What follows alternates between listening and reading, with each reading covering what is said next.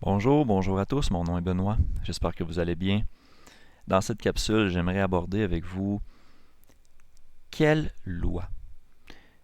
Parce que la plupart des mouvements, des dénominations, des églises du christianisme vont dire que la loi a été clouée à la croix, que Christ a accompli la loi, donc que nous n'avons plus rien à faire dans ce sens-là. Et c'est vrai d'une certaine façon, mais il faut bien comprendre. Donc j'aimerais explorer avec vous de quelle loi il s'agit, parce que on est pris avec un certain dilemme. Parce que le chrétien normal qui lit la Bible va lire l'Ancien Testament, va voir qu'il y a toute une série de lois, de prescriptions, de trucs de cérémonie, de sacrifices, d'offrandes, de choses comme ça.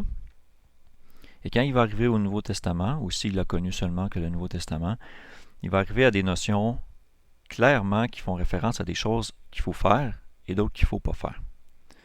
Ce qui est en fait le rôle de la loi. Mais vu que les gens ont cette notion commune de dire que la loi, elle est clouée à la croix, elle a été détruite, qu'elle a été détruite, alors ils cherchent une raison de trouver une autre loi, parce que il y a clairement une loi de définie dans le Nouveau Testament. Alors les gens vont souvent dire c'est la loi de Christ. Alors est-ce que la loi de Dieu, la loi de Christ, est-ce que c'est la même chose? De quoi la Bible nous parle? Est-ce que c'est la même chose? Est-ce que c'est des choses séparées? On va essayer de regarder les versets qui en parlent afin de pouvoir se faire une idée claire sans projeter notre propre interprétation dans le texte. Je vais vous partager quelques versets que les dénominations en général utilisent pour dire que la loi a été clouée au poteau. Je vais revenir sur ces points-là plus en détail en les expliquant plus en profondeur dans d'autres capsules dans lesquelles je vais aborder ces points controversés-là en particulier. Mais je vais juste vous montrer les premiers versets qu'on utilise pour ça. Donc, je vais ouvrir mon logiciel eSword et je vais aller ouvrir mon sujet. Alors, de quelle loi on parle? Alors, pour introduire le sujet, bien sûr, ceux qui disent que la loi est clouée à la croix, elle est détruite, elle est accomplie, ce qui revient à dire qu'elle est abolie, vont dire, regardez, portez les fardeaux les uns des autres et accomplissez ainsi la loi de Christ. Alors, quelle est la loi de Christ? Portez les fardeaux les uns des autres.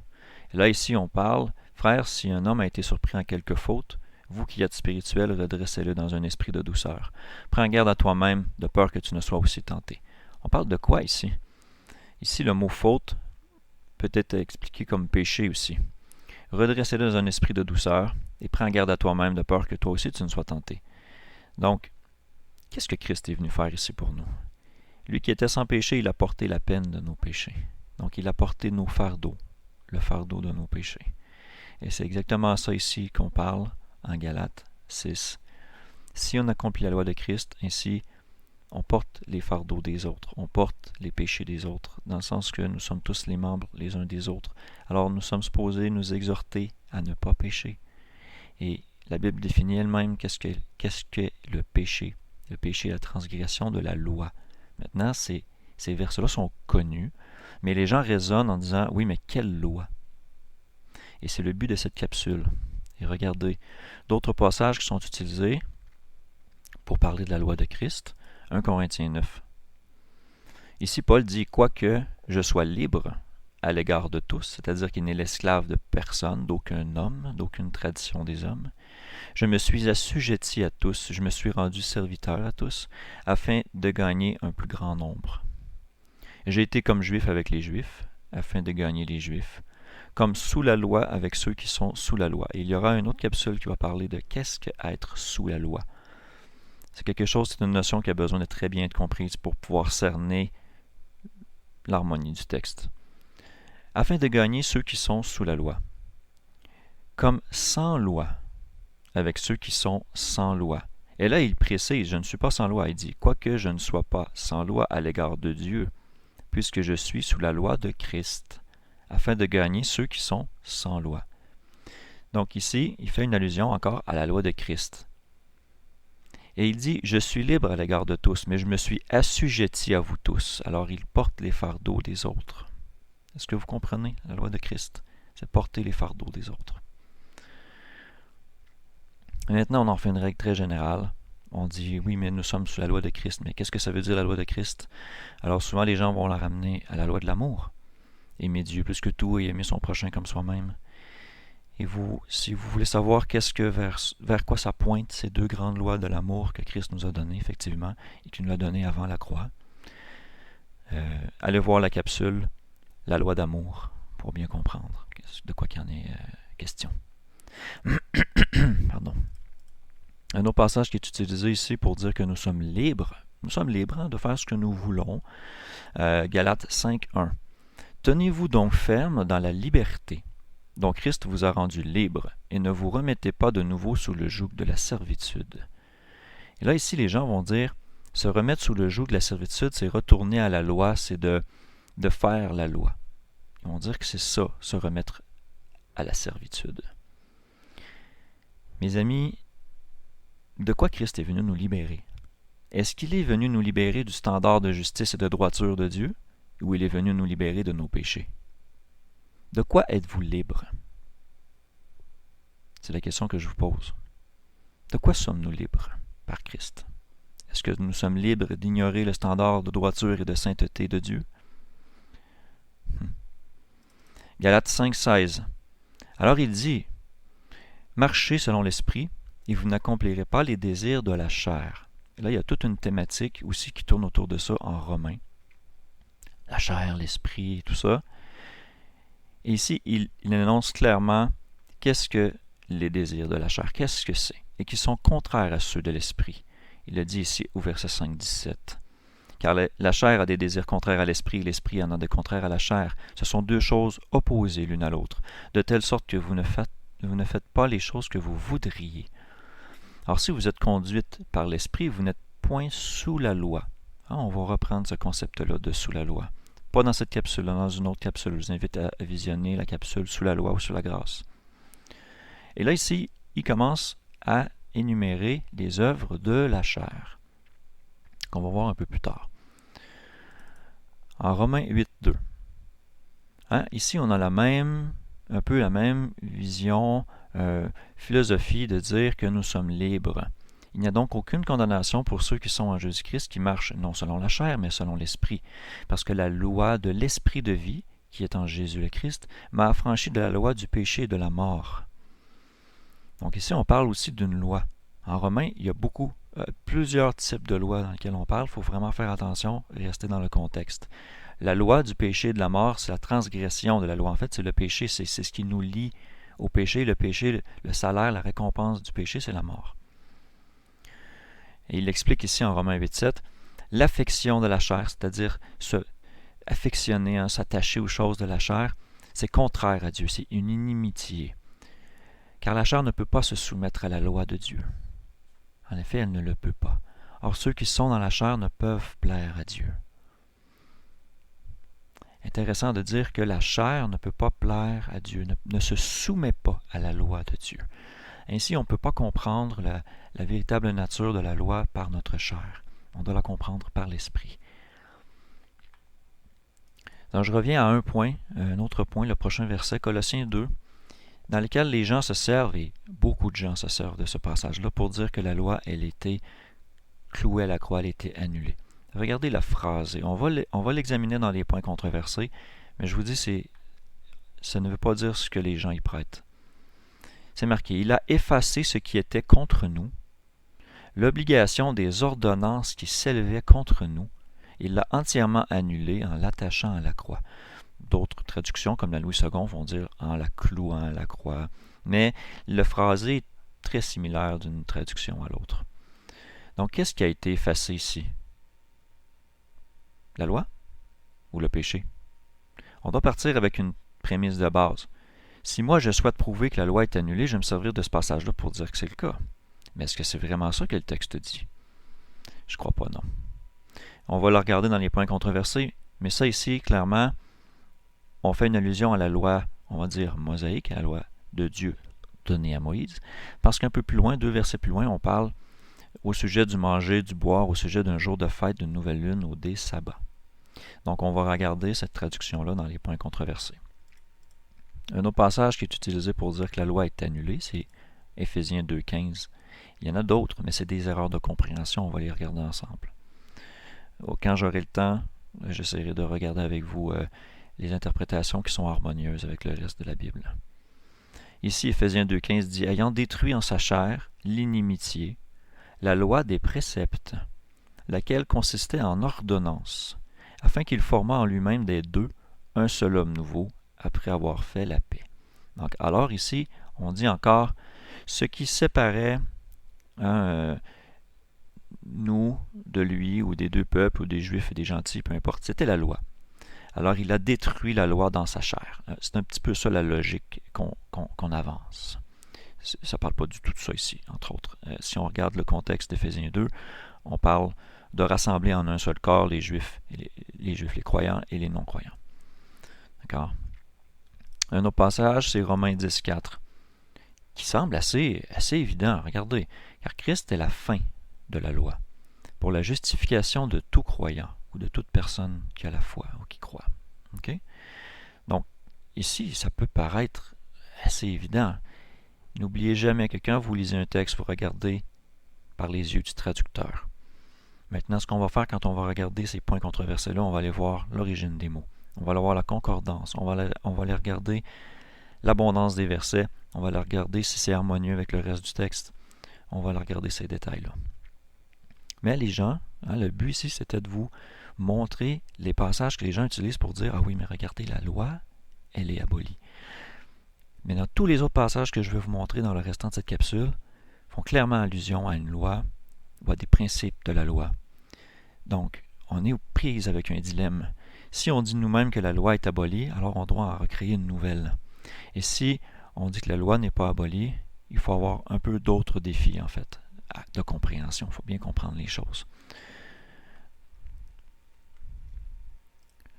Nous allons commencer cette capsule en parlant des points qui ont un rapport étroit à l'injustice, c'est-à-dire à la définition de qu'est-ce que la loi pointe. La loi pointe le péché. C'est super clair par plein d'autres versets que je ne vais pas nécessairement couvrir ici. Vous allez comprendre. Vous allez comprendre. On s'en va à 1 Corinthiens 6, 9.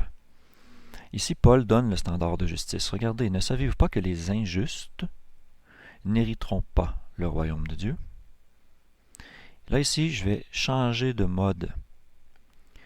Et pour éviter de basculer toujours d'une fenêtre à l'autre et d'une interprétation, d'une traduction plutôt à l'autre, je vais aller directement en mode Roi Jacques avec mot strong. Parce que vraiment ici, là, quand on passe d'une Darby, d'une Louis II ou d'une Osterwald, on voit vraiment les termes ici qui sont très différents les uns des autres. Donc pour commencer, vous voyez ici le verset, qu'est-ce qu'il dit? Ne vous abusez point, ni les impurs, ni les idolâtres, ni les adultères, les efféminés, les infâmes, les larrons, les avares, les ivrognes, ni les médisants, ni les ravisseurs n'hériteront le royaume de Dieu. Alors ici, de quoi qu'on parle?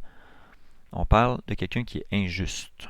C'est assez clair. Ne savez-vous pas que les injustes n'hériteront pas le royaume de Dieu?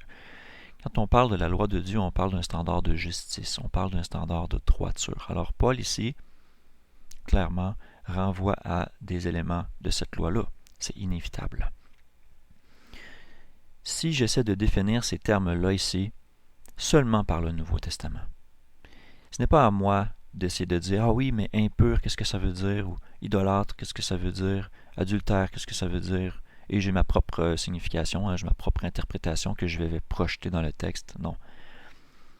Qu'est-ce que la Bible dit que c'est d'être impur? D'où ça vient? Qu'est-ce que la Bible dit c'est d'être idolâtre? Qu'est-ce que l'idolâtrie? Qu'est-ce que c'est d'être adultère? Ces définitions-là se retrouvent dans la Bible. Elles s'expliquent par elles-mêmes. Donc, je vais ouvrir la version avec concordance de Strong pour qu'on puisse aller voir de quoi il s'agit exactement. Regardez bien. C'est en anglais, mais je vais vous les traduire. Puis vous pouvez suivre dans votre version. Si vous avez une version de Bible chez vous, vous allez pouvoir suivre les termes. Moi, je vais vous analyser les termes selon la concordance de Strong. C'est une étude un petit peu plus poussée, parce que j'ai cru qu'il était important vraiment de faire la distinction des choses, de pouvoir voir vers quoi ces termes-là conduisent, vers quoi ils dirigent. On en a un exemple ici dans ce qu'on appelle les cross-references, les références croisées. Si je sélectionne un verset, par exemple, dans lequel on voit ces mots-là, on peut voir injuste, des références à l'injustice, les fornicateurs, des références aux fornications, aux abuseurs. On voit certaines références à l'Ancien Testament. Donc, ce qui peut être intéressant dans votre étude. Moi, je vais aller vraiment mot par mot, puis on va les regarder ensemble. Il y a quand même pas mal de points à regarder, parce qu'il y a beaucoup de références, en fait, à la loi de l'Ancien Testament, puis je vais les regarder avec vous. Donc, ne savez-vous pas que les injustes, par extension, méchants, wicked, par implication, traîtres ou païens. OK? Ne savez-vous pas que les injustes ou les méchants n'hériteront pas le royaume de Dieu? Ne soyez pas déçus, c'est-à-dire ne vous égarez pas. Hein, c'est ça qu'ici que ça dit. Ne vous égarez pas, ne sortez pas du chemin. Hein, be out of the way veut dire ne vous écartez pas du chemin. C'est intéressant comme traduction, n'est-ce pas? Regardez bien.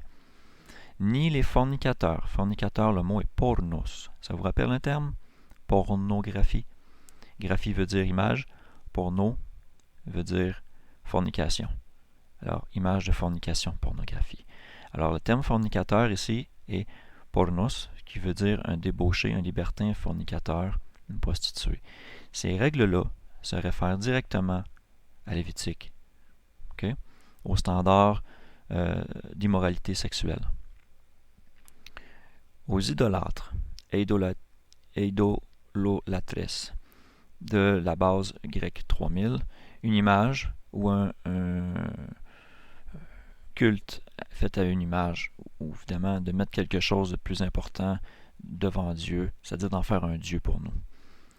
Évidemment, la notion d'idolâtrie est assez évidente. Quand on lit l'Ancien Testament, c'est assez évident. Ni les adultères. Ici, on voit bien figurativement aussi un apostat, un adultère.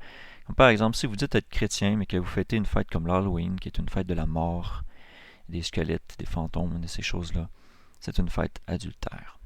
Vous êtes adultère parce qu'en fait, vous ne suivez pas, vous êtes infidèle à Dieu. Je fais une petite parenthèse. D'accord? Et voyez ici, souvent les gens ont tendance à confondre la fornication et l'adultère, alors que ce sont deux choses différentes. Ici, on est clair, on a fornication, pornos, et on a adultère, moikos. Donc, ce sont deux choses séparées. L'adultère, c'est d'être dans une alliance avec Dieu ou physiquement avec une femme ou un homme, dépendamment si vous êtes en couple. Vous êtes une femme qui est écoutée, vous êtes en alliance avec un homme. Et si vous êtes un homme qui est écouté, vous êtes en alliance avec une femme. Donc, si vous êtes adultère, c'est que vous brisez cette alliance. Vous allez vers quelqu'un d'autre, en pensée, en cœur ou en chair. Les deux sont applicables. Alors, on continue. Ni non plus les efféminés. Le terme ici est intéressant. D'une certaine affinité, d'où ou dans l'apparence des vêtements, figurativement, un efféminé. L'effémination a un rapport direct avec certaines lois de l'Ancien Testament. On parle d'homosexualité, on parle d'un homme qui va s'habiller avec des vêtements de femme. Ça va s'appliquer aussi à un homme qui va se raser, qui va se couper toute la barbe. Dieu nous dit de laisser pousser la barbe parce que c'est ce qu'il nous a donné, nous, en tant qu'hommes, pour représenter le symbole masculin qu'on est. Donc, être efféminé, c'est se raser. Ni les abuseurs d'eux-mêmes avec les hommes. Tout ce beau terme-là est défini seulement par un mot, alcénoïkoïtis, veut dire un sodomite. Sodome, on sait qu'est-ce que c'est la sodomie, donc c'est l'homosexualité. Ensuite, on continue. Les voleurs, évidemment, vous savez, dans les 10 commandements, tu ne voleras pas.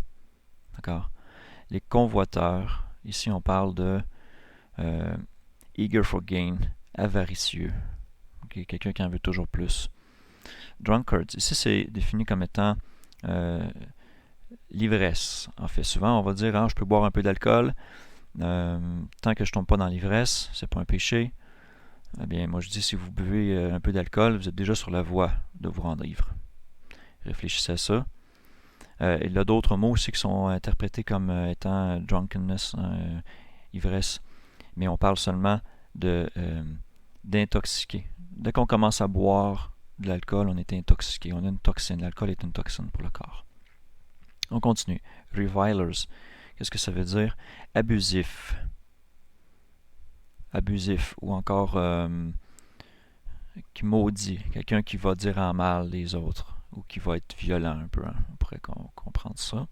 Les extorsionneurs. Les extorsionneurs feraient penser à des gens qui sont malhonnêtes, qui vont faire de l'extorsion, du chantage, des choses comme ça. Voyons voir le mot. Harpax. Extorsion. Kidnapping aussi d'une certaine manière. Les gens qui vont kidnapper, qui vont demander des rançons. Okay, donc ces gens-là, pardon, n'hériteront pas du royaume de Dieu. Intéressant. On va continuer dans notre analyse des différentes lois qu'on retrouve du Nouveau Testament et vers quoi ils pointent. Donc on a vu 1 Corinthiens 6, on va aller en Galates 5, 19 et suivant. Alors je dois refermer ici. Maintenant, tantôt on définissait, si vous faites les œuvres de la chair, hein, il va vous arriver du mal en fait. Hein. Mais si vous n'êtes pas si vous ne faites pas les œuvres de la chair, vous marchez selon l'esprit. Paul il faisait clairement une distinction entre les deux. Et ici, on dit maintenant les œuvres de la chair. Qu'est-ce que c'est que l'œuvre de la chair? Est-ce que de suivre la loi, c'est une œuvre charnelle? Paul le définit lui-même ici. Qu'est-ce qu'une œuvre de la chair? Ces œuvres-là sont manifestes, sont évidentes. Elles sont ceci. Adultère, on en a parlé. Fornication, on en a parlé encore. Impureté, uncleanness. Le terme est akatarsia. Impureté, physiquement ou moralement.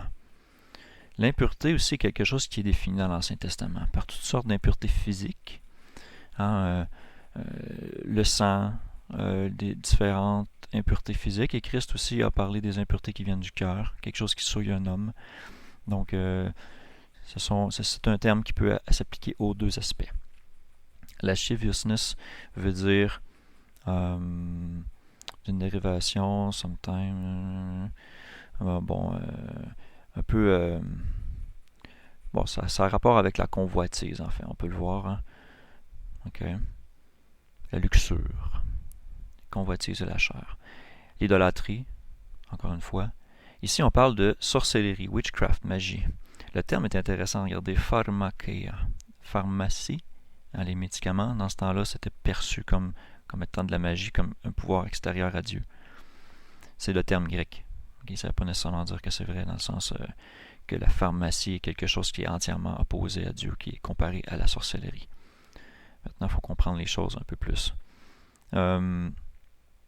Donc ici, par extension, littéralement ou figurativement, magie, sorcellerie. OK, donc les choses de sorcière. La haine, l'hostilité. Par implication, une raison d'opposition, une inimitié, une haine. Okay? Ensuite, une variance. Variance, c'est-à-dire des querelles, contentions, débats, strife. Strife, c'est de la... tout le temps chercher la querelle, tout le temps chercher la discorde. Okay? Les émulations. Qu'est-ce que c'est les émulations? Le zèle, l'émulation, l'envie, l'indignation, la jalousie. Bon, donc les mauvaises envies. En fait, ça peut rejoindre d'une certaine manière la convoitise. Ici, wrath veut dire les passions. L'indignation, donc toutes les passions, évidemment, qui sont mauvaises. Strife, on en a parlé un petit peu tantôt avec le terme variance, qui est équivalent. Donc, chercher les contentieux, les débats, les querelles, les séditions. Sédition, désunion, les divisions. Enfin, hein, tout ce qui cherche à séparer plutôt qu'à unir. Les hérésies. Donc tout ce qui n'est pas de la saine doctrine. Tout ce qui est contraire à la saine doctrine. Et là, ce terme-là, il s'est utilisé de façon très large. Quelqu'un qui va croire dur comme fer par exemple, je donne un exemple, à la Vierge Marie, à toutes ces idoles-là, il va dire, mais ceux qui ne croient pas en ça, ce sont des hérétiques. Alors, ce qu'ils font, c'est qu'ils s'approprient eux-mêmes un terme et le définissent selon leurs standards plutôt que le définir selon les standards que la Bible nous donne. Ça, c'est très dangereux. On continue. Les envies, probablement jalousie, envie, Meurtre, assez évident. OK. Ici, on a ivresse ou ivrognerie, en fait. Ici, on parle, regardez, d'intoxication. Par implication, une toxine, une intoxication. Revelings, voyons, des émeutes ou de la rébellion. Okay? Et autre chose semblable. Que ce que je vous ai dit maintenant et que je vous ai dit dans le passé, ceux qui font ces choses n'hériteront pas du royaume de Dieu. Mais le fruit de l'esprit, maintenant en comparaison, le fruit de l'esprit est l'amour, agape. Ensuite, la joie, calme, hein, ce qu'on voit ici. Ressentir une plénitude, la paix, la tranquillité, le repos. Okay? Long suffering, c'est la patience, la longanimité, la patience. Souffrir longuement. La gentillesse, d'un caractère bon, la bonté. On voit ici kindness. Goodness, la vertu, la bénéficence, ça veut dire les bonnes choses.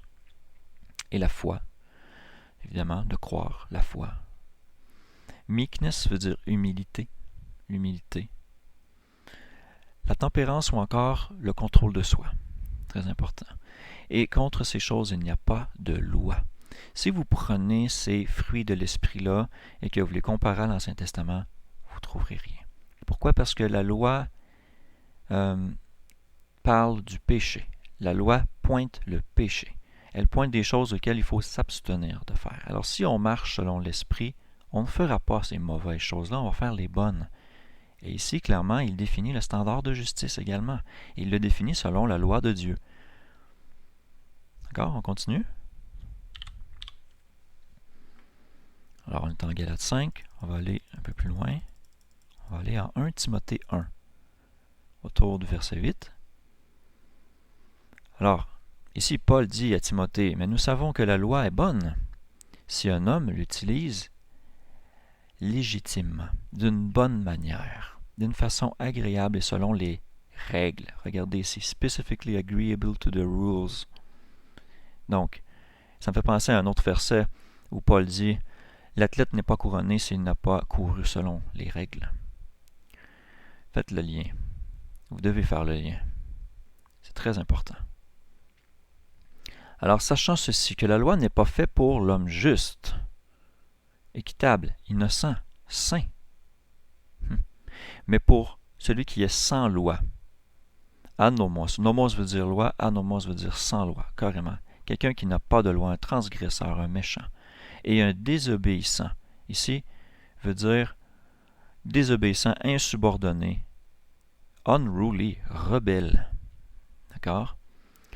Et pour ceux qui sont contraires à la sainteté, ungodly, qui sont méchants et qui sont pécheurs, sinful. Anosios, pour ceux qui sont le contraire de saint, encore, c'est un autre mot grec, et qui sont aussi des profanes, c'est-à-dire qui vont s'affectionner des choses qui sont mauvaises dans le sens aussi des rituels païens, de ces choses-là, des profanes. Les meurtriers de père, ici le mot est très spécifique, partraloas, veut dire meurtrier de père ou parricide, et meurtrier de mère, et meurtrier tout court d'homme, manslayer, murderer. Okay? Et on continue. Et whoremongers, c'est quoi whoremongers? Regardez le terme, pornos. Pornos veut dire fornicateur. Ou ceux qui se souillent eux-mêmes avec des hommes. Ici, on parle encore de l'homosexualité. Des voleurs d'hommes, men stealers, qui veut dire ceux qui vont réduire en esclavage d'autres personnes, ou qui vont les voler ou les kidnapper. Et pour les menteurs, falsificateurs, menteurs. Pour les personnes qui se parjurent, c'est-à-dire qui n'honorent pas leurs paroles, ou qui vont faire faussement des fausses promesses. Et s'il y a toute autre chose qui est contraire à la saine doctrine. Regardez, toute autre chose qui est contraire à la saine doctrine. D'où elle vient, la saine doctrine? Pensez-vous que Paul invente ces choses-là? Tout ce que je viens de vous énumérer en 1 Timothée 1, 8 à 10, ce sont tous des références à l'Ancien Testament. Alors, il est où le standard de justice? Est-ce que vous pouvez me répondre? Est-ce que c'est un standard qu'on invente? Est-ce que c'est quelque chose qu'on doit faire seulement parce que c'est écrit? Dans le sens que toute la loi de l'Ancien Testament, elle est caduque. Et maintenant, tout ce qu'on doit faire, c'est juste ça. Et pour comprendre juste ça, on doit aller à l'Ancien Testament. C'est pas logique. Ici, il inclut beaucoup d'autres choses. Il dit toutes les autres choses qui sont contraires à la saine doctrine. Et Paul le dit plus loin à Timothée. Tu connais les saintes lettres, qui sont bonnes pour corriger, pour instruire dans la justice. Donc, quelles sont ces saintes lettres? Ce sont les lettres, les rouleaux de l'Ancien Testament, bien sûr. Et c'est cohérent. On continue. On va aller un peu plus loin. Alors là, je suis en 1 Timothée 8. Alors je m'en vais en Romains 1, où il y a un autre bon énoncé de choses qui pointent vraiment à quel genre de loi Paul fait référence. Donc on s'en va en Romains 1. Ici, je peux aussi comparer. C'est intéressant. Je n'avais pas cet outil-là tantôt, mais j'ai pas utilisé, mais on va l'utiliser maintenant. Parce que j'ai autant la concordance Strong que les autres traductions, ce qui est intéressant. Donc, comme ils ne se sont pas souciés de connaître Dieu, Dieu les a livrés à un esprit dépravé, en sorte qu'ils commettent des choses indignes, qui ne sont pas dignes. Le terme est convenient, fit, qui ne sont pas saints. OK. Allons à l'autre verset.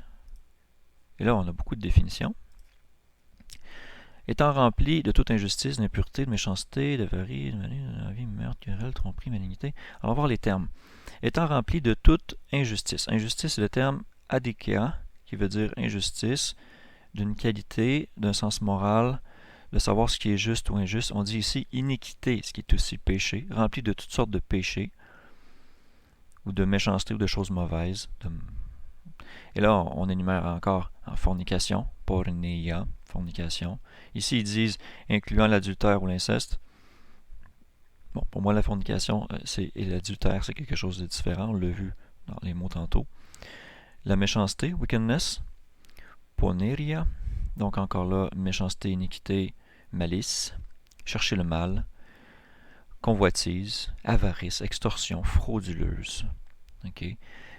Être malicieux, malignité, malice, rempli d'envie, jalousie, d'envie qui est une forme de convoitise, le meurtre, encore là ici, de débat, de querelle, de médisance, de toutes ces choses-là, déception. Ici, deceit veut dire quoi? Subtilité, des intrigues, de faire des manipulations en arrière, de cacher des choses. C'est tout à fait contraire, par exemple, à la loi. De malignité. Whisper, ça veut dire murmureur. Qu'est-ce que ça veut dire exactement? Un calomniateur secret. Les calomnies, il y a un commandement très clair dans l'Ancien Testament qui dit tu ne calomnieras pas. Hein. Tu ne vas pas parler en mal des autres. Tu ne vas pas concevoir le mal dans ton cœur par rapport à d'autres personnes. Tu ne vas pas dire ou répandre des rumeurs ou ces choses-là. C'est quelque chose d'assez important. On va aller à l'autre. C'est une longue liste quand même. On continue. Comparer. OK. Backbiters. Ici, ça dit délateur, rapporteur. Ceux qui parlent contre d'autres personnes. OK? Donc, c'est pas nécessairement un rapporteur dans le sens j'ai vu quelqu'un faire quelque chose de mauvais, alors je vais aller le rapporter. C'est pas nécessairement ça que ça veut dire. Mais ça veut dire aussi poignarder dans le dos, un backbiter, des traîtres un peu. Qui haïssent Dieu. Impieux. OK? Donc, ceux qui haïssent Dieu. Des spiteful, un insulteur, un maltraiteur, un injurieux, un fier, un hautain. OK, ceux qui sont hautains. Boaster, c'est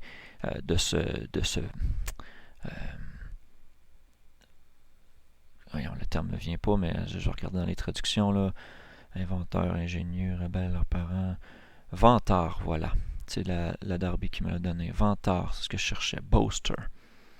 Ceux qui sont vantards, qui disent « Ah, mais moi, je suis meilleur que les autres. » des inventeurs ou des imaginateurs des mauvaises choses. Le cœur de l'homme est très bon pour inventer les mauvaises choses. C'en est vraiment désolant.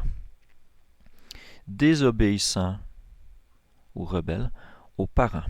Ça, c'est le commandement numéro 5. Donc, vous voyez d'où viennent ces règles-là. C'est assez évident. On continue. Romains 1, 31. Sans intelligence.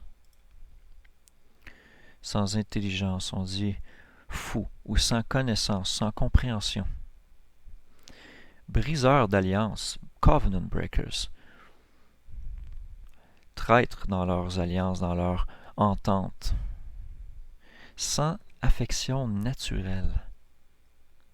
Ça veut dire d'un cœur dur envers ses semblables, sans une affection naturelle. Wow. Implacable, figurativement, sans vérité, qui brise la paix. Implacable. Sans miséricorde, bien sûr, qui n'offre jamais de pardon, qui ne pardonne jamais. Évidemment, on sait que la nature de Dieu pardonne, il est miséricordieux. Alors on conclut en disant ici, qui connaissant le décret de Dieu, à savoir que ceux qui commettent de telles choses sont dignes de mort, le péché, la transgression de la loi, la récompense du péché, c'est la mort. Alors il le confirme ici, sont dignes de mort. Non seulement ceux qui les pratiquent, mais encore ceux qui approuvent ceux qui les commettent. Ça veut dire que si on est d'accord avec, on voit quelqu'un voler, on ne dit rien, alors on approuve d'une certaine manière ce qu'il fait. C'est quelque chose d'important ici également. Ok, on va continuer notre analyse. Je suis en Romains 1, on va aller un petit peu plus loin. Ici, on apporte une notion assez importante. On s'en va en Apocalypse 21. C'est celui qui vaincra, héritera toutes choses. Je serai son Dieu et il sera mon fils. Alors, on parle de vaincre. Vaincre quoi exactement? Regardez le verset suivant. Pour les lâches, les incrédules, les abominables, les meurtriers, les fornicateurs, les empoisonneurs, les idolâtres et tous les menteurs, leur part est dans les temps ardents de feu et de soufre, et ceci est la seconde mort. On va aller voir la concordance. Qu'est-ce que ça dit? Qu'est-ce qu'on doit vaincre dans notre vie selon vous? Le péché. C'est ça la guerre. On doit vaincre le péché dans notre vie, le péché, la transgression de la loi.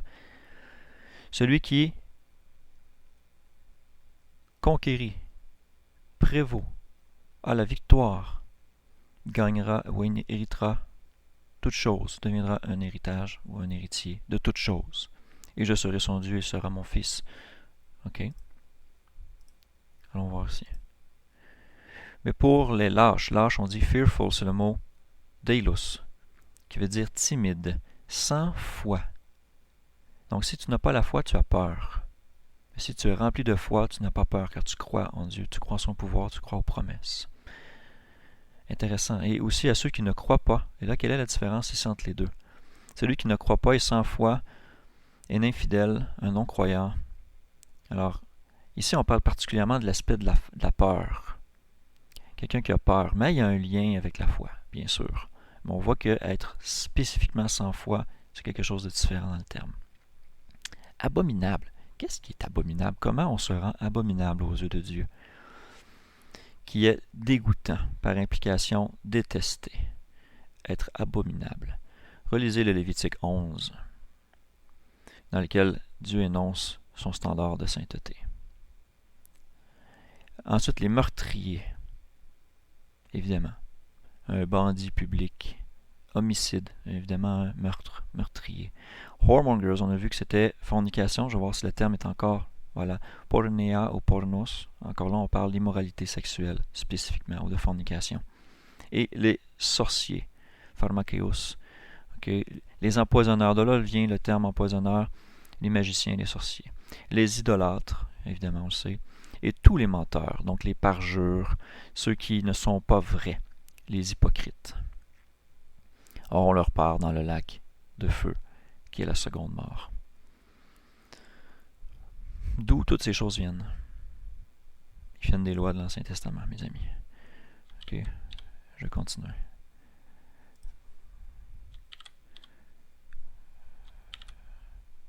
Liste de versets. Ça ne marche pas?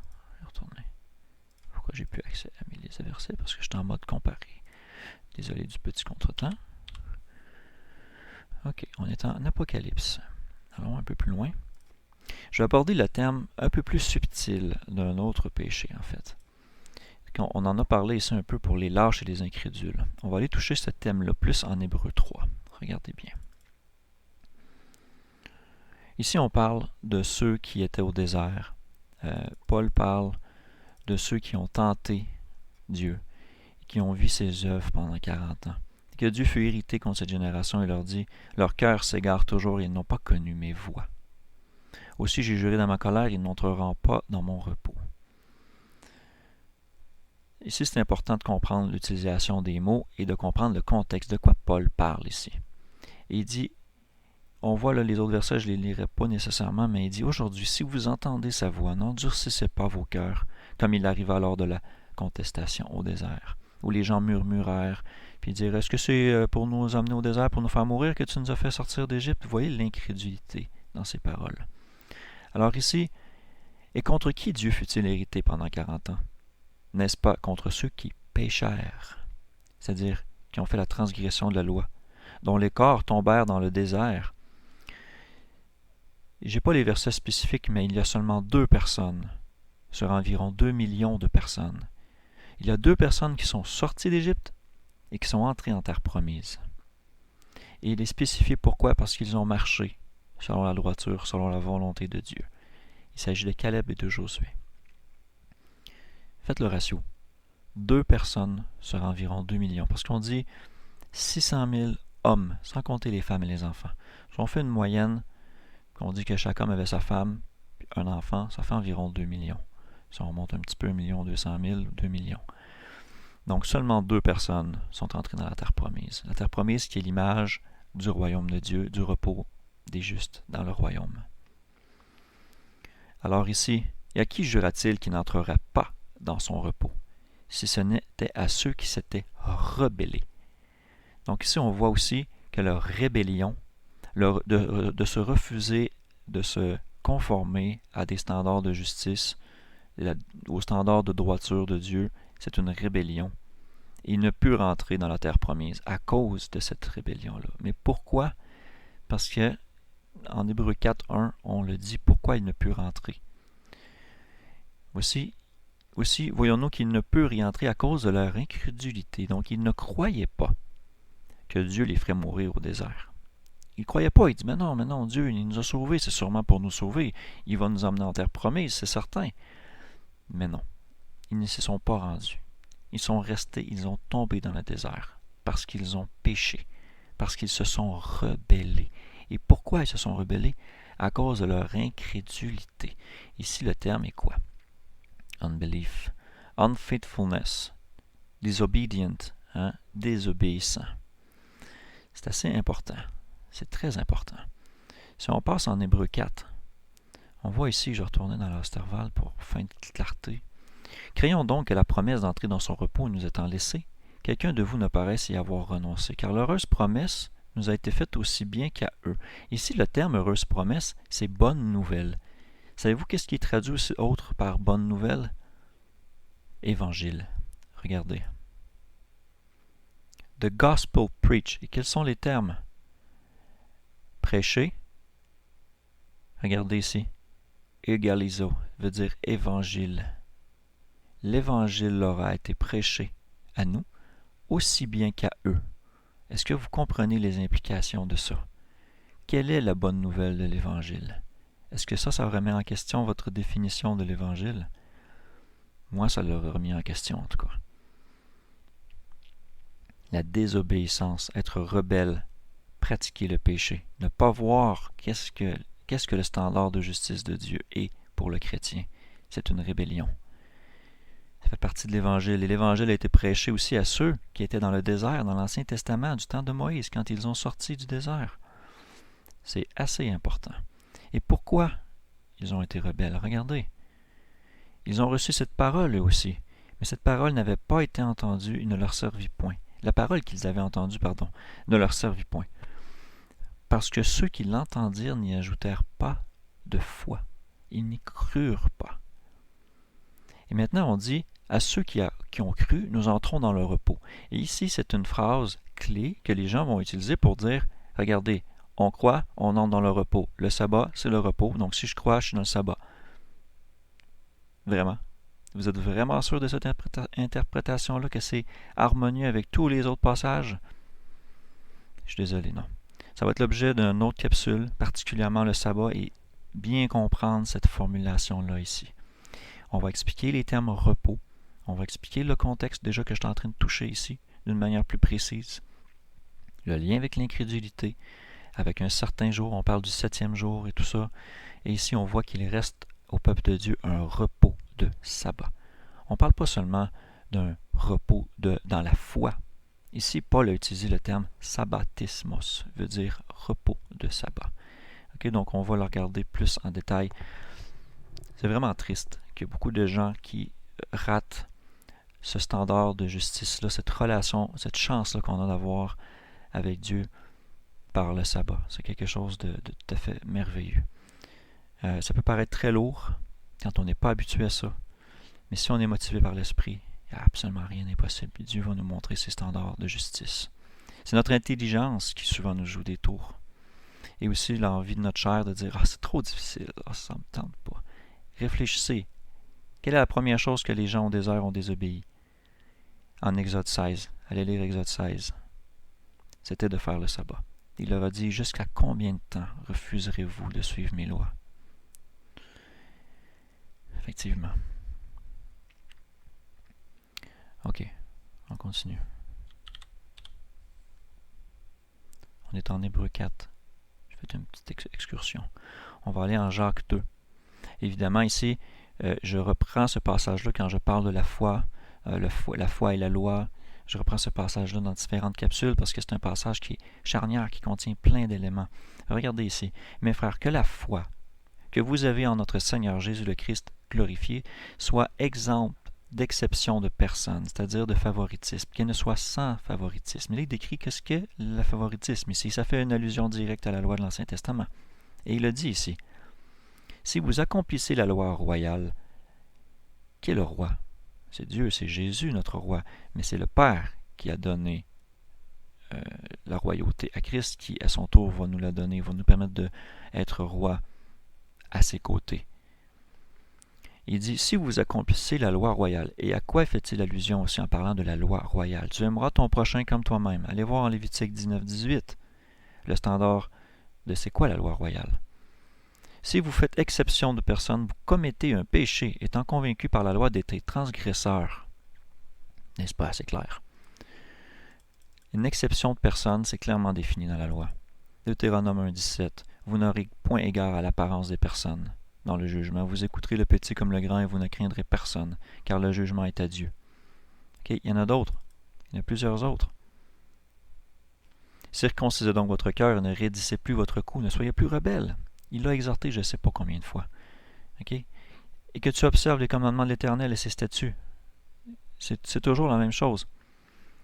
Regardez ici, car l'Éternel votre Dieu est le Dieu des dieux, le Seigneur des seigneurs, le Dieu grand, puissant et terrible, qui n'a pas égard à l'apparence des personnes. Il ne fait pas de distinction entre les personnes.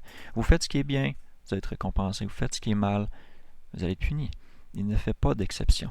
Ceux qui disent que la loi a été abolie et qu'ils établissent un nouveau standard de justice dans la Nouvelle Alliance condamnent en fait tous ceux de l'Ancienne Alliance. Parce qu'ils disent que le standard de l'Ancien Testament était impossible à garder.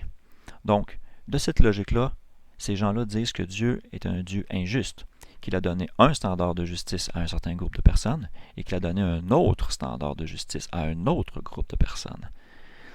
Vous pourrez regarder la capsule Une loi pour tous, il n'y a qu'un seul standard de justice, comme il y a un seul Dieu. Il y a un seul standard de justice et une seule sainteté par laquelle nous devons marcher. OK. 1 Pierre 1,14. Ici, ce n'est pas nécessairement une énumération de péchés, mais on peut très bien voir de quoi parle Pierre en 1 Pierre 1,14. Comme des enfants obéissants, non rebelles, ne vous conformez pas aux convoitises de votre ignorance d'autrefois, quand vous étiez ignorants de ces choses-là, de tous les péchés, quand vous péchiez par ignorance. Il y avait aussi une prescription pour ceux qui péchaient par ignorance, c'était un sacrifice de sang dans l'Ancien Testament. Donc, si vous avez péché par ignorance parce que vous ne le saviez pas, Le sacrifice de Christ est bon pour vous aussi. Et regardez, si avant je ne faisais pas le sabbat, par exemple, j'en étais ignorant. Je ne savais pas qu'est-ce qu'il fallait comme standard pour avoir une relation avec Dieu. Alors, maintenant, comme un enfant obéissant, je ne vais pas faire les choses que je voulais faire avant dans mon ancienne vie et je vais faire les choses que Dieu veut. Donc le sabbat en fait partie. Et ici, Pierre fait allusion directement au standard de sainteté. Il est dit, mais comme celui qui vous a appelé est saint en Christ, soyez vous-même saints dans toute votre conduite. En effet, il est écrit, soyez saints, car je suis saint. Et il dit, pour souligner et faire le lien avec les passages que je viens de vous lire, si vous invoquez comme votre Père celui qui, sans faire exception de personne, juge selon l'œuvre de chacun. Regardez ici. Conduisez-vous avec crainte durant le temps de votre habitation passagère ici-bas. Et là, si je m'en vais voir le standard de justice dans lequel il dit « Soyez saints car je suis saint », je vais faire une petite incursion. Regardez bien. Lévitique 19. Parle à toute l'assemblée des enfants d'Israël et dis-leur « Soyez saints car je suis saint, moi l'Éternel votre Dieu. » Regardez qu'est-ce qu'il dit. Que chacun révère sa mère et son père. 5e commandement. Observez mes sabbats. 4e commandement, et aussi il y a certains sabbats qui sont des fêtes, qui sont les fêtes de Dieu. Ne vous tournez pas vers les idoles, l'idolâtrie, ne vous faites pas de point de Dieu de fonte. Et là, il y a tous les autres standards de qu'est-ce que c'est que la sainteté. Il y a des choses qui sont dures à comprendre de niveau charnel, mais quand on applique la symbolique biblique, la symbolique spirituelle, on peut comprendre. Et si on ne comprend pas encore là, qu'est-ce que Dieu cherche à nous communiquer ici? Si on dit, bon d'accord, ok, je ne vais pas ramasser mon champ quand je vais faire ma moisson. Pourquoi? Parce qu'il veut qu'on soit généreux envers les étrangers, les pauvres. Quelle est la raison sous-jacente à un commandement? Les gens dans le temps étaient aveuglés parce qu'ils disaient, si je fais tout ça comme une liste de choses à faire, je vais y arriver, mais c'est impossible. Mais si on en comprend les raisons et qu'on l'a au cœur, par l'Esprit qui écrit les lois de Dieu dans notre cœur, et que par sa puissance, on comprenne ces choses-là, on va les faire naturellement, ça va être facile, par amour. Et le standard de sainteté, regardez Lévitique 19, j'en arrive ici. Tu aimeras ton prochain comme toi-même. Soyez saints car je suis saint. Et Jésus, dans son discours, a dit aussi, soyez donc parfaits, comme votre Père céleste est parfait.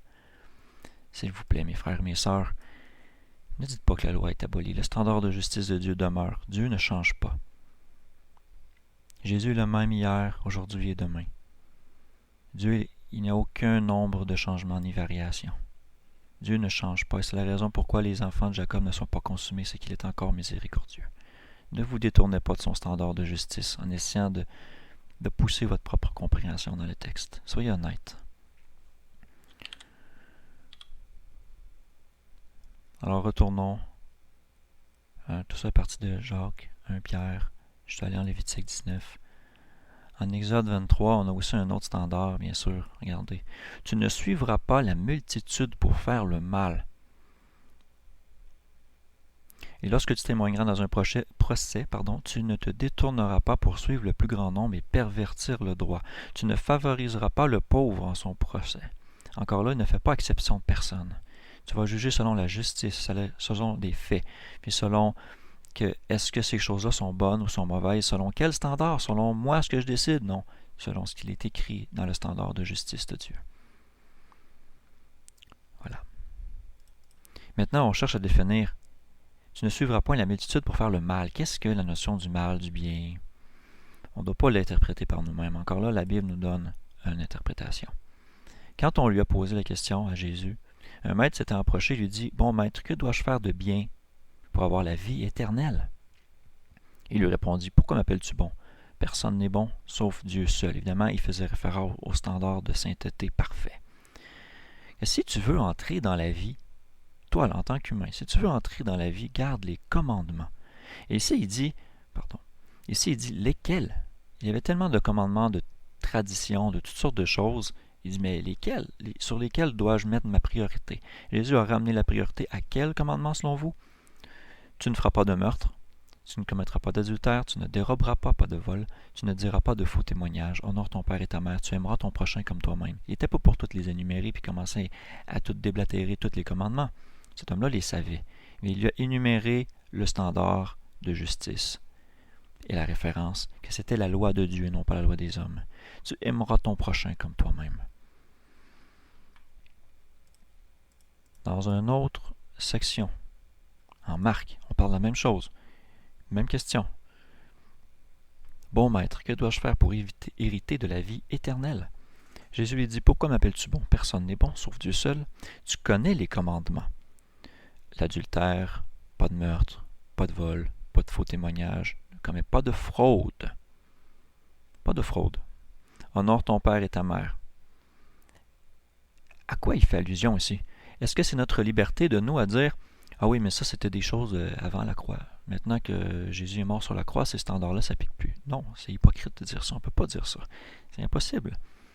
Ces standards-là sont toujours bons. Le standard de sainteté de Dieu demeure.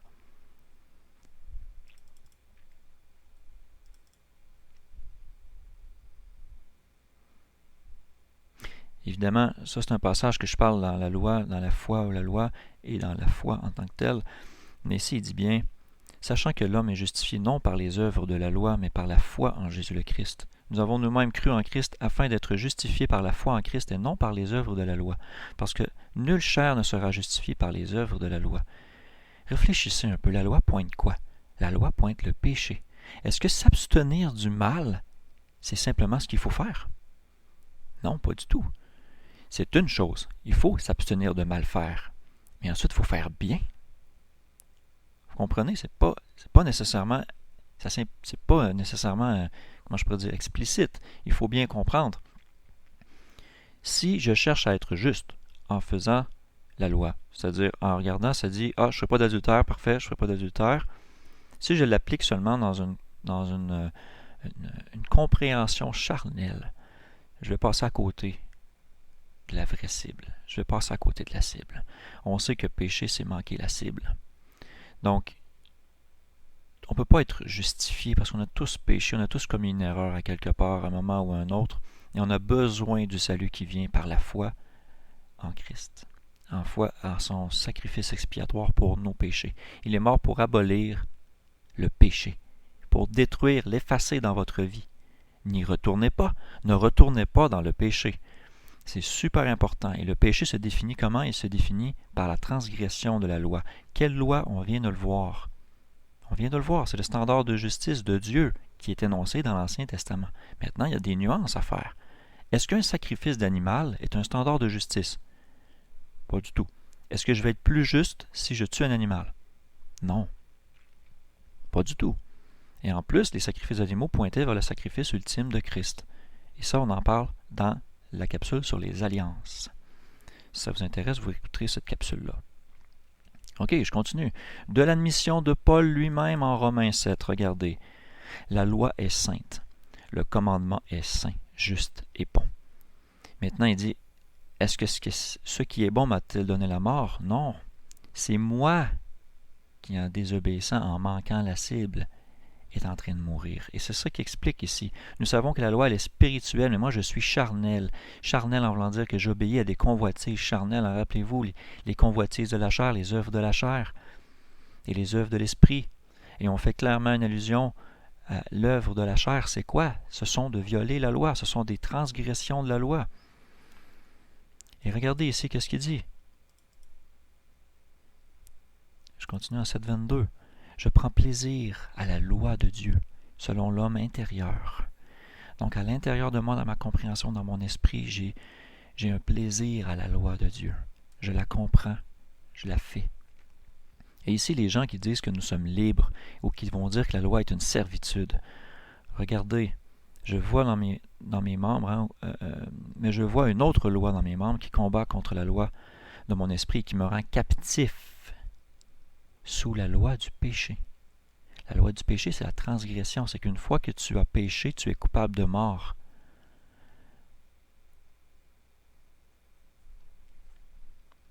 En 1 Corinthiens 7, il est encore très clair, il dit, parlant de la circoncision, est-ce que c'est la chair, est-ce que c'est juste celle du cœur? Il dit la circoncision de la chair, c'est rien. L'incirconcision, c'est rien. Mais l'observation des commandements de Dieu est tout. Est-ce qu'ici, c'est notre prérogative de dire, oui, mais les commandements de Dieu, Jésus est Dieu, donc les commandements de Jésus, donc juste ce qu'il a dit, ou encore juste la loi de Christ? Non, pas du tout. On a vu dans tous les autres chapitres toutes les énonciations de ces choses-là qui pointent vers des lois, vers un standard de justice, vers un standard de droiture, vers un standard de sainteté. Et la sainteté fait référence à la sanctification. Je suis désolé, ceux qui disent que faire la loi ne sanctifie pas, c'est faux. Je suis saint, a dit Dieu. Donc, soyez saints. Okay, on va en reparler aussi de ça, la sanctification, c'est important. C'est bien important de comprendre.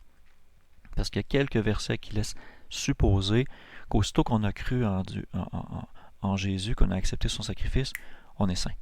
D'un coup. Il y a peut-être quelques versets qui vont le suggérer, on va les regarder plus en détail dans l'éventuelle capsule que je vais faire. Allons en Apocalypse 22 pour continuer dans le même thème. Okay, je veux appuyer, vous savez comment j'étudie. Si vous ne savez pas comment j'étudie, allez voir l'étude de la Bible. Je vais souvent aller voir les références dans l'Ancien Testament. Je vais assembler tous les versets qui parlent d'un même sujet. Je vais traiter les choses séparément et je vais les harmoniser avec tous les autres sujets et tous les versets ensemble pour que la parole de Dieu soit harmonieuse, qu'il n'y ait pas de confusion. Regardez ici Apocalypse 22, 14. Heureux ceux qui observent ses commandements, afin d'avoir droit à l'arbre de vie et d'entrer par les portes de la ville. Et là, on parle de quels commandements? Regardez ici. Heureux ceux qui observent ces commandements. Lesquels? Mais dehors sont les impudiques, les empoisonneurs, les fornicateurs, les meurtriers, les idolâtres et quiconque aime et pratique le mensonge. Attendez, ici on va aller voir la concordance de Strong. Ça vaut la peine. Béni, ou heureux, ok, mais regardez ici, le terme est béni. Ceux qui font ces commandements, qu'il ait le droit d'entrer dans les portes de la ville. Regardez ici la différence. Bienheureux ceux qui lavent leur robe, et ici, heureux ceux qui observent les commandements. Ça ici, j'en parle dans le module et étude de la Bible. C'est la différence des traductions par lesquelles ils nous sont venus, dans les différentes familles de manuscrits. Ici, quand on regarde ceux qui lavent leur robe, ce sont des traductions catholiques. Et ceux qui observent les commandements, ce sont ceux du protestantisme. C'est le texte reçu ou majoritaire qui a circulé dans les églises, qui a eu des milliers et des milliers de copies, qu'on peut valider, contre-valider les unes contre les autres, pour retrouver la justesse du texte. Donc, je vais aller un verset plus loin. On va comparer. Alors, dehors les chiens. Bon, quel est le terme pour chien? Mot primaire, un chien. Ou littéralement, je crois que chien, il y a une allusion à ça dans l'Ancien Testament. C'était des prostituées de culte. C'était des gens qui se prostituaient dans leur culte, qui avaient des cérémonies, des aspects de la fornication, des aspects de la sexualité au travers de certains cultes à des dieux. Ensuite, les sorciers, évidemment, ici on parle de magie.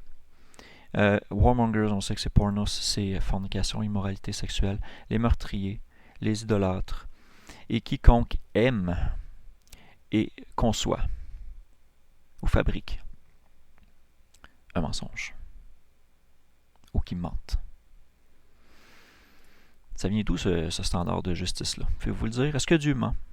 Est-ce que Dieu est un fornicateur? Est-ce que Dieu fait de la magie? Non. Il est divin, il est capable de faire sa propre source d'énergie divine. Il est capable de guérir, on l'a vu dans les miracles que Jésus a fait. Il est meurtrier, certainement pas. Regardez tout ça, tous ces standards de justice-là, c'est le standard de sainteté. Ça fait référence à la loi qui nous pointe le péché.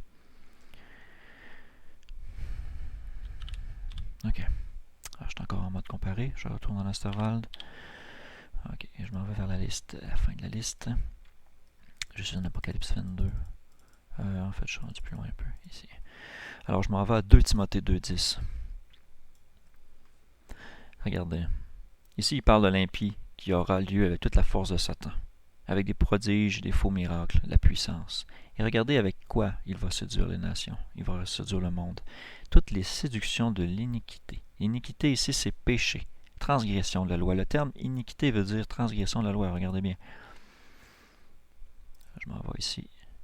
Unrighteousness, deceivableness, les séductions de l'iniquité. Injustice, par application, mauvaise morale, iniquité, injustice. À ceux qui périssent, on sait que l'iniquité, le péché, la conséquence, c'est la mort. parce qu'ils n'ont pas reçu l'amour de la vérité pour qu'ils soient sauvés. Si vous avez accepté le sacrifice de Christ, vous pensez sauvé si vous continuez à marcher dans le péché dans votre vie.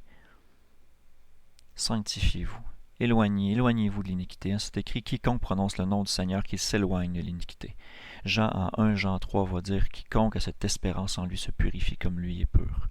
Quiconque pêche transgresse la loi, et le péché est la transgression de la loi. Or, vous savez qu'il est venu pour ôter les péchés. Et quiconque pêche ne l'a pas connu, ne l'a pas vu. Okay. Allez lire 1 Jean 3, c'est fort.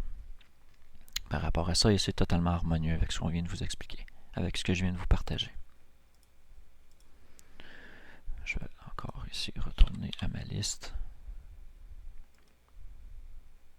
Là, je suis en 2 Timothée, alors je vais un peu plus loin. Attendez, 1 Pierre, là, je suis rendu plus loin que ça.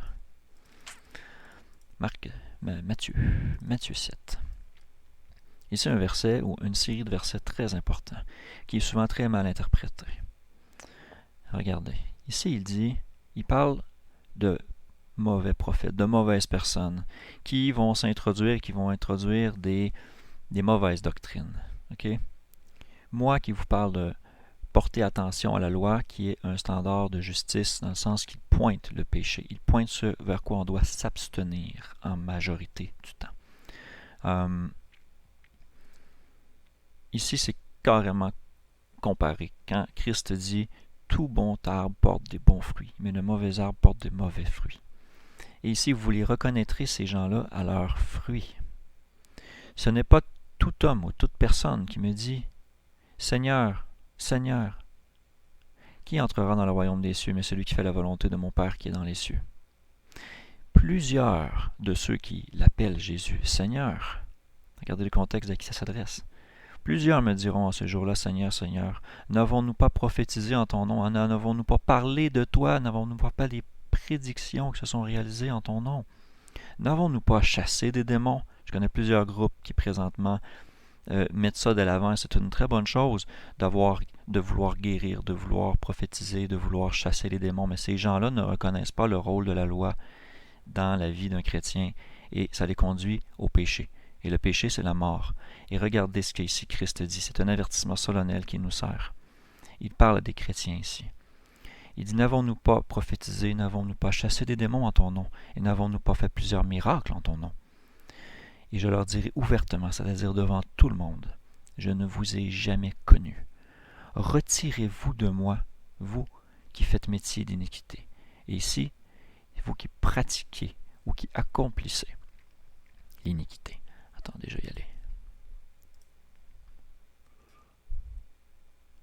Je ne suis pas au bon verset. Qui faites métier d'iniquité. On va le voir exactement. Séparez-vous de moi, ou sortez de moi, vous qui travaillez ou qui faites implication, qui commettez, ou qui faites ministre, vous faites ministre du péché, c'est-à-dire que vous ne reconnaissez pas que la loi est un standard de justice. Iniquité. Anomia, sans loi, violation de la loi, iniquité, injustice. Le voyez-vous? Quand je lis ça, moi, ça me donne comme des papillons dans le ventre, je viens de mal. De savoir que je peux être séparé de Christ par mes péchés. Il le dit lui-même, de par sa propre bouche. Vous tous qui disiez que vous êtes dans un standard de justice parce que vous allez parler de lui, parce que vous allez évangéliser, parce que vous dites avoir la foi, mais vous ne vous abstenez pas du péché. Vous allez être rejeté.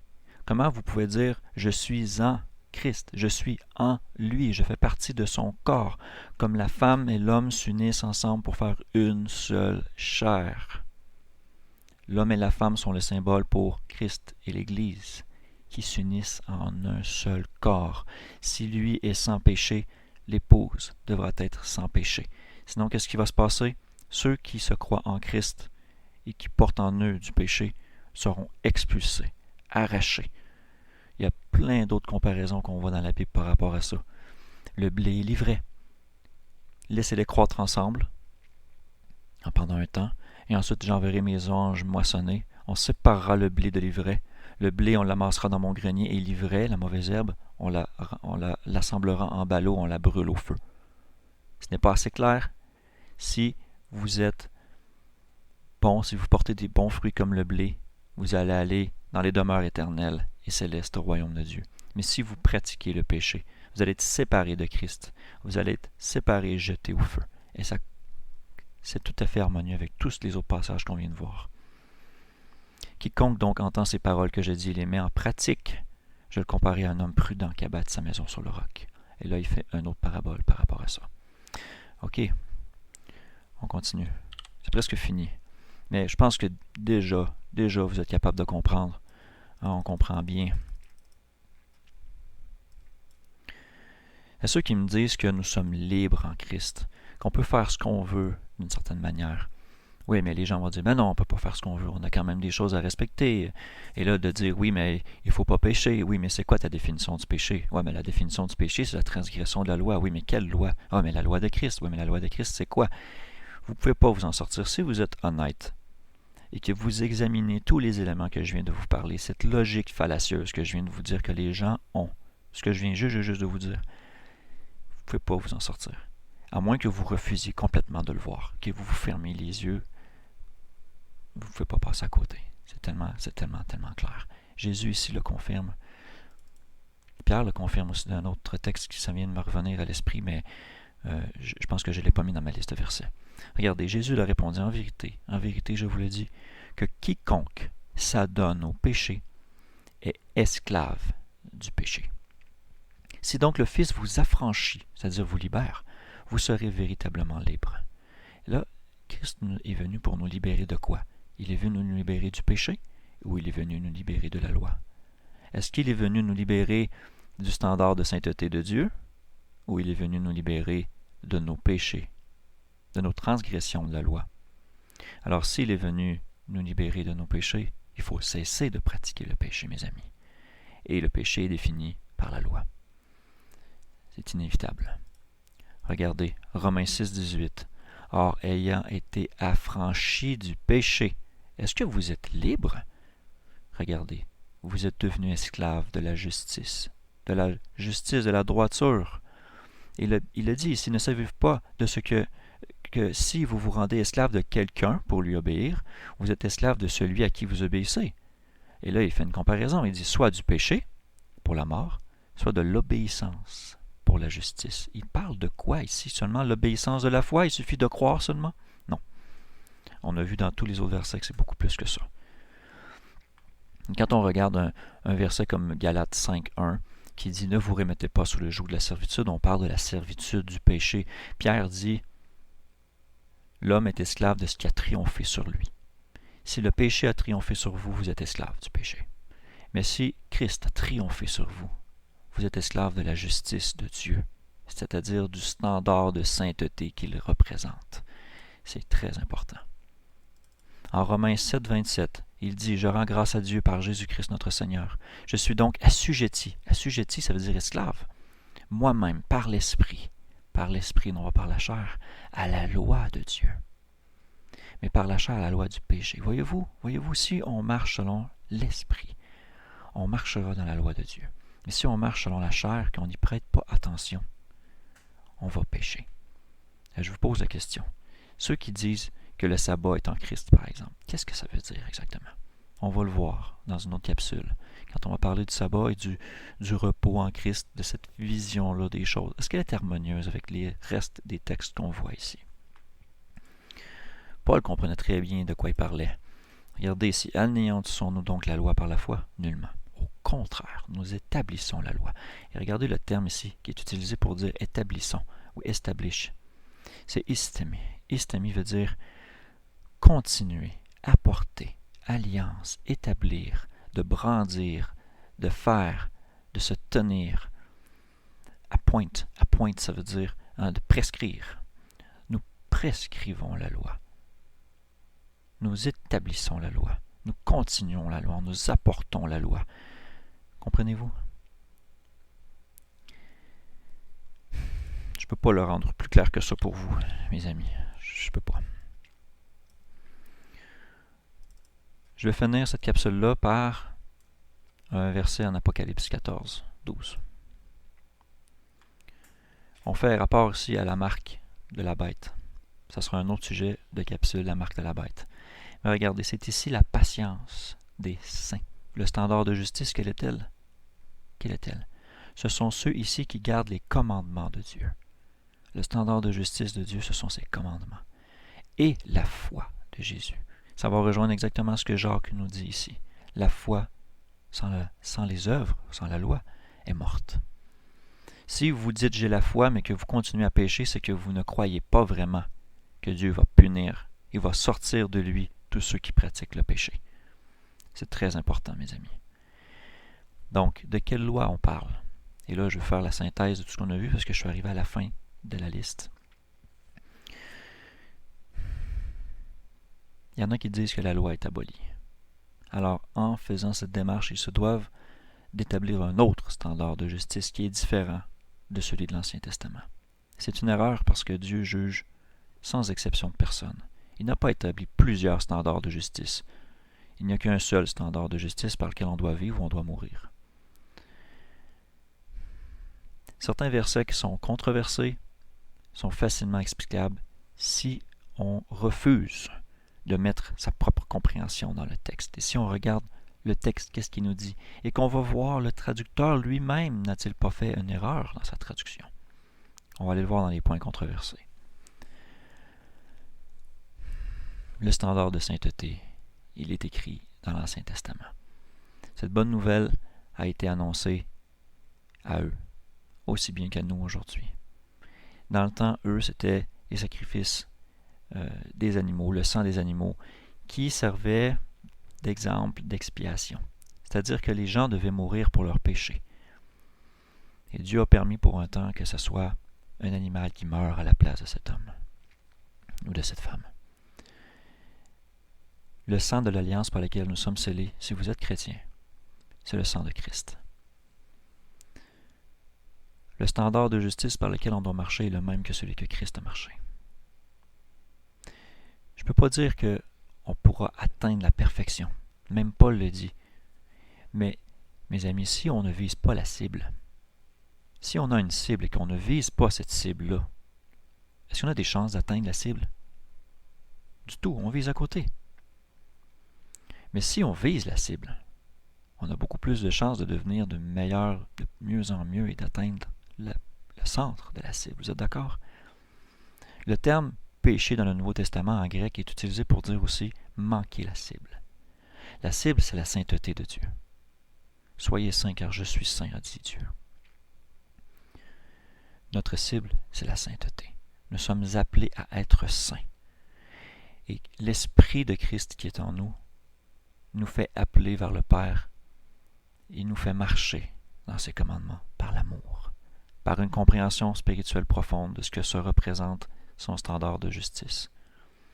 Dans toutes les fêtes, dans toutes ces choses, il y a des leçons spirituelles qu'on doit apprendre.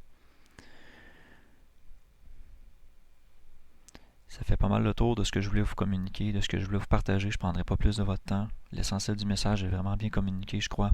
J'espère que j'ai réussi à vous partager des choses qui ont pu vous toucher, vous faire réfléchir.